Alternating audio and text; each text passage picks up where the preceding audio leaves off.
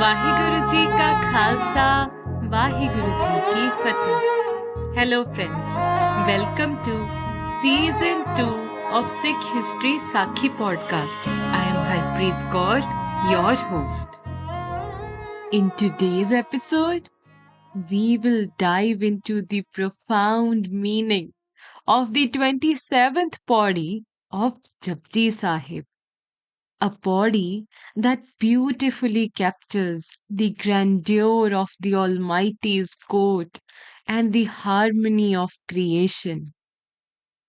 My dear friends, as we have journeyed through season 1 and 2, we have explored the meaning of bodies from 1 to 26, each of which sheds light on the infinite greatness of the Creator and the vastness of creation.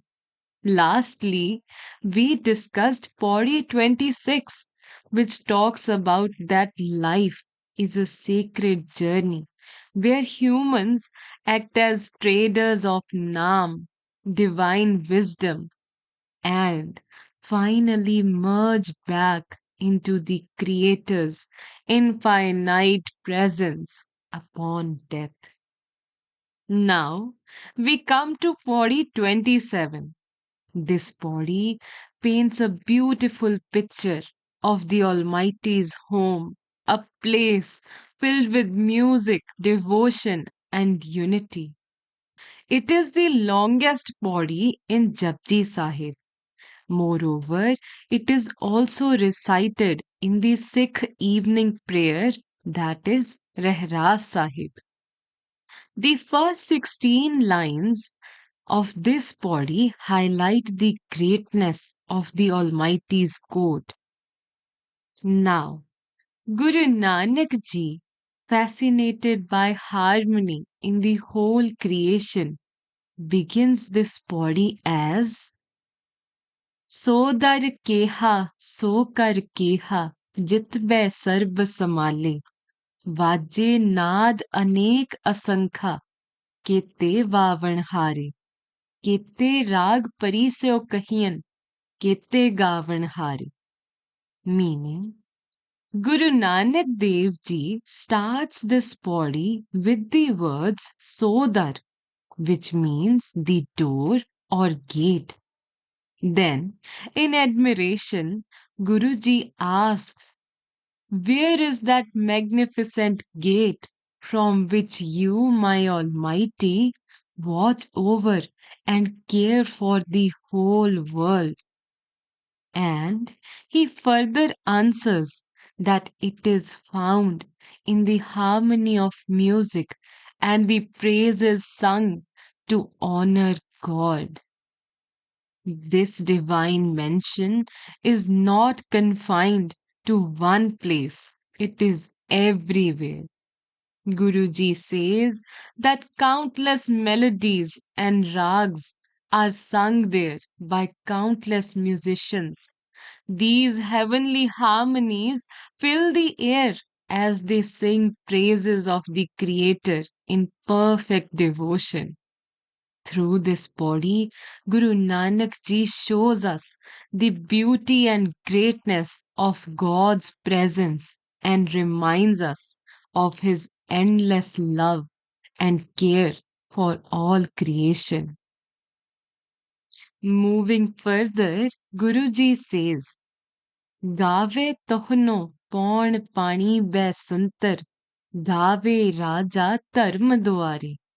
ਗਾਵੇ ਚਿਤ ਗੁਪਤ ਲਿਖ ਜਾਣੇ ਲਿਖ ਲਿਖ ਧਰਮ ਵਿਚਾਰੇ ਗਾਵੇ ਈਸਰ ਬ੍ਰਹਮਾ ਦੇਵੀ ਸੋਹਨ ਸਦਾ ਸਵਾਰੇ ਗਾਵੇ ਇੰਦ ਇੰਦਰਾਸਣ ਬੈਠੇ ਦੇਵਤਿਆਂ ਦਰ ਨਾਲੇ. Meaning, as discussed, Guru Nanak Ji begins this body by reminding us that everything in creation sings God's praises. The elements, air, water, and fire are not just lifeless forces, they are part of the divine symphony, constantly glorifying their Almighty. Friends, if you listen closely, you can find God in the sound of waves, of rain, chirping of birds, and every element. Only if you choose to be silent and live in the moment.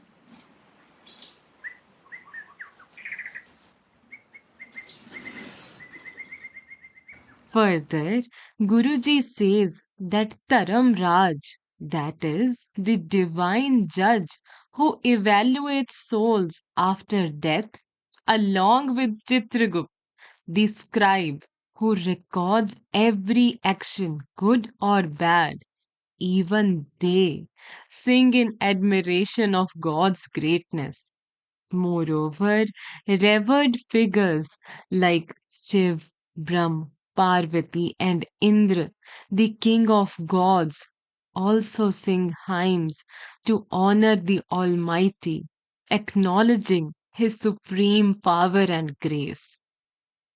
Friends, Guruji uses these examples to show us that everything, from the smallest elements to the most exalted beings, is part of God's divine plan and participate in singing his praises. Moving further with body, गावे सिद्ध समाधि अंदर गावन साध विचारे गावन जति सती संतोखी गावे वीर करारे गावन पंडित पढ़न रखीसर जुग जुग वेदा नाले गावे मोहनिया मनमोहन सुरगा मछ प्याले. Meaning, Guruji describes how countless beings sing God's praises. He begins by mentioning the Siddh yogis in deep meditation and the sadhus, saints who contemplate God in their hearts. These spiritually disciplined souls sing Almighty's praises as they connect deeply with the divine. Next, Guruji speaks of warriors, scholars, and sages, along with the readers of ancient texts like the Vedas.